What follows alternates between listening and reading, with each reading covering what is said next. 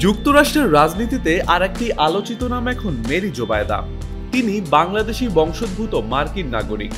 New York ইউনিভার্সিটিতে স্কলারশিপে পড়াশোনা, এরপর শিক্ষকতা করেছেন পাবলিক স্কুলে। রাজনীতিতে তার হাতেখড়ি 2007 সালে বারাক ওবামার প্রচারণায়। এরপর কাজ করেছেন নিউ ইয়র্কের বিল থমসনের মেয়রের প্রচারণাতেও। 2020 সালে কুইন্সের 37 নম্বর আসনে ডেমোক্রেটিক প্রাইমারিতে লড়েছিলেন ক্যাথি নোলানের বিরুদ্ধে, হেরে যান মাত্র 1,500 ভোটে। তবে এখন আবার প্রস্তুত নিউ ইয়র্ক স্টেট অ্যাসেম্বলির সদস্য হওয়ার জন্য।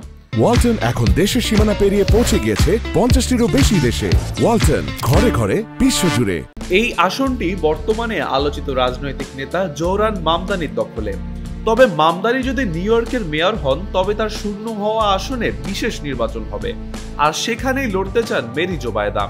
তিনি বলছেন তিনি জোহরানের বিরুদ্ধে কখনোই লড়তেন না, কিন্তু এখন সময় এসেছে প্রগতিশীল নেতৃত্ব প্রতিষ্ঠার। জোবায়দা ডেমোক্রেটিক সোশ্যালিস্ট অফ আমেরিকার সদস্য। অভিবাসন, গণশিক্ষা ও সবার জন্য সাশ্রয়ী গণপরিবহনের পক্ষে জোরালো অবস্থান তার স্বপ্ন City University of New York ও University of New York pre-K এবং গণপরিবহনকে সম্পূর্ণ বিনামূল্যে করা। এছাড়া ক্ষুধার্ত মানুষ যদি খাবার চুরি করে তাদেরকে গ্রেপ্তার ও অমানবিক বলে মনে করেন তিনি। তার প্রতিশ্রুতি, তিনি প্রতিটি ক্ষুধার্ত মানুষের পাশে দাঁড়াবেন।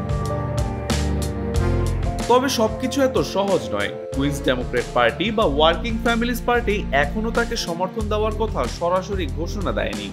সাবেক বস জেসিকা রামোসের হয়ে ভোট দেবেন কিনা সেটাও এখনো স্পষ্ট নয়। তবুও জোবায়দা আশাবাদী। তিনি বলছেন এই বিশেষ নির্বাচন যেন শুধু তার জন্যই এসেছে। তিনি জানেন তিনি জিতবেন।